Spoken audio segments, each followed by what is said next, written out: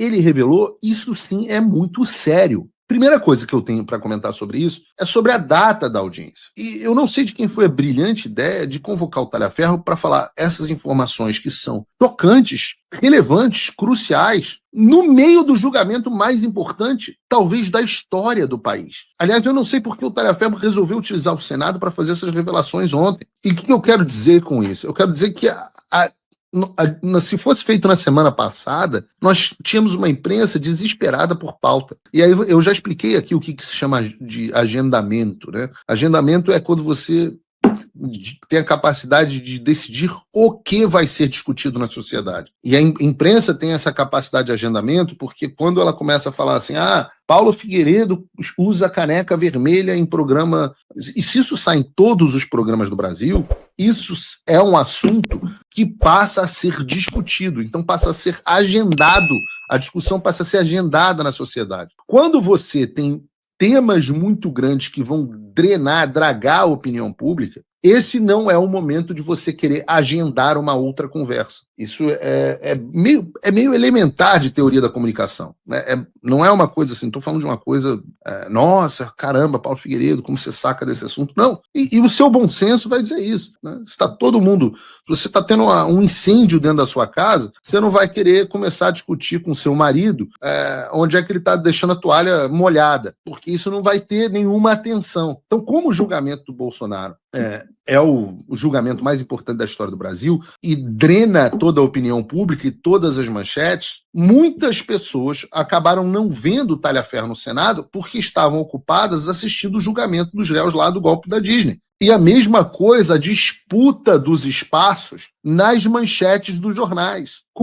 Isso fez com que as falas do Talhaferro, apesar de terem uma importância enorme, ficassem indubitavelmente em segundo plano e não tivessem muita repercussão além da bolha da direita nas redes sociais. E aqui, quando eu falo que a data foi ruim, não é criticando quem quis fazer a audiência, não mesmo. A audiência foi excelente, eu estou dizendo que o timing não foi bom. Que são pessoas, prova que são pessoas com boas intenções, mas os movimentos da direita carecem de estratégia, visão mais ampla do cenário. Eu acho até que a estratégia foi: não, vamos tentar criar um desconforto para o julgamento, vamos antagonizar o julgamento. Não, cara, você não consegue disputar isso. Por isso eu vou usar aqui o Paulo Figueiredo Show, pelo menos um pedaço disso, para falar sobre alguns pontos elencados pelo Talhaferro, porque eles são importantes. Me parece que um dos pontos mais relevantes expostos pelo Talhaferro é a questão da produção da documentação que baseou diversas ações do pseudo-juiz Alexandre de Moraes. Vejam, por exemplo, o que ele mostrou sobre aquele famoso caso dos empresários, lembram? Dos apoiadores do Bolsonaro,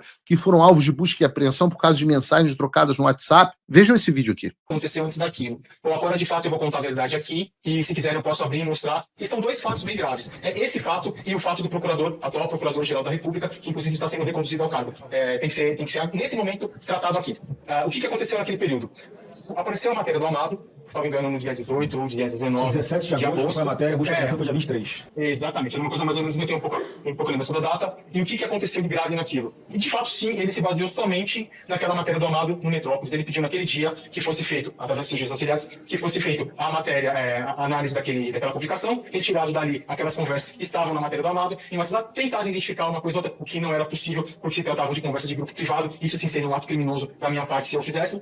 E colocar no relatório para que ele pudesse encaminhar à Polícia Federal, ou seja, ele já tinha decisão, somente para ela cumprir o que ele queria. Bom, eis que aconteceu aquela apreensão, ela era para acontecer numa segunda-feira, se eu não me engano, ela aconteceu numa terça, ele estava desesperado para aquilo que acontecesse, e não foi na terça, e surgiu naquela semana uma forte repercussão da mídia, que todo mundo estava brigando, dizendo, e olha, que absurdo, foi feito somente com base nas matérias, na matéria jornalística do Amado, não sei o quê. Sim, de fato, foi feito somente na matéria jornalística do Amado. Quando chegou próximo de sexta-feira, foi pedido para mim, através do Ayrton Vieira, eu tenho aqui não só a última conversa com ele, porque as anteriores foram apagadas, e daquele momento que eu vi que tinha algo errado, eu comecei a manter dali para frente, foi um pedido através do Alexandre de Moraes para que se construísse um ambiente, uma história. Vamos lá, o Talhaferro agora está nos dando informações importantes e tal, mas daquele momento eu comecei a perceber que tinha algo errado. O programa aqui de semana passada eu estava mostrando ele, kkk, vamos ferrar esses caras, bababá, um monte de absurdo, usa criatividade, não sei o que.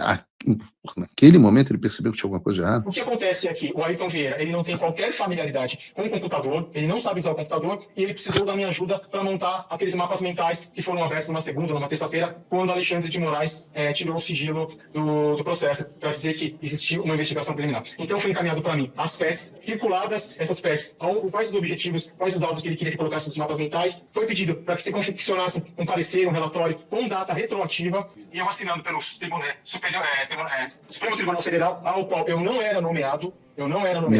Foi pedido para fazer toda essa história encaminhada para o Ayrton, para que o Ayrton, dentro do processo físico, fizesse da forma que ele acha. E eu acredito que foi feito e colocado isso anterior. Então não existiu.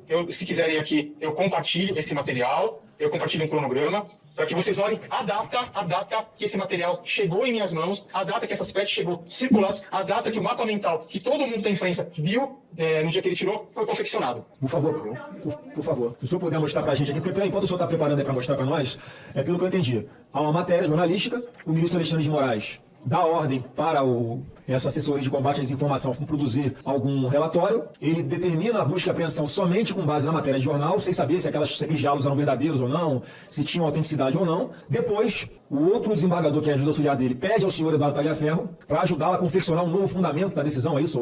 Exatamente, senador. Então, o senhor consegue provar que o fundamento para a busca e apreensão foi feito depois da busca e apreensão. Então, houve uma fraude no documento, é isso?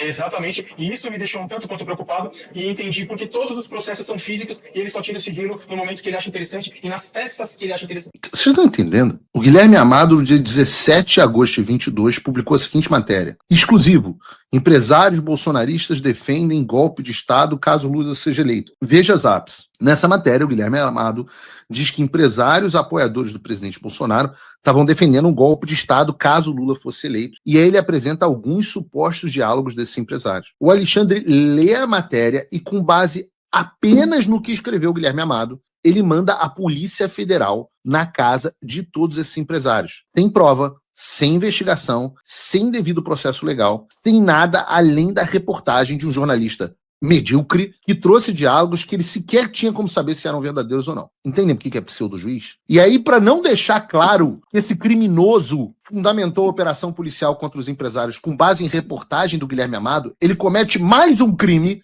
e orienta de maneira posterior à operação a produção dos documentos que supostamente eram para ter justificado a própria operação. Já de posse desses documentos, ele vira para a mídia e para o STF e diz que esses documentos é que foram a base na operação. Vocês estão entendendo isso? O cara primeiro manda a Polícia Federal na casa dos caras, inicia uma devassa na vida financeira deles, e depois ele manda a equipe dele preparar um relatório com uma data forjada, falsa, fraudulenta, para dizer que ele tinha base para perseguir esses caras. Eu não sei vocês, mas para mim, juiz que adultera a data de documento e forja prova retroativa para perseguir opositores políticos é, na verdade, bandido e mafioso. O Brasil precisa ter coragem de dizer: Alexandre de Moraes, você é um bandido, você é um criminoso, você é um pseudo-juiz.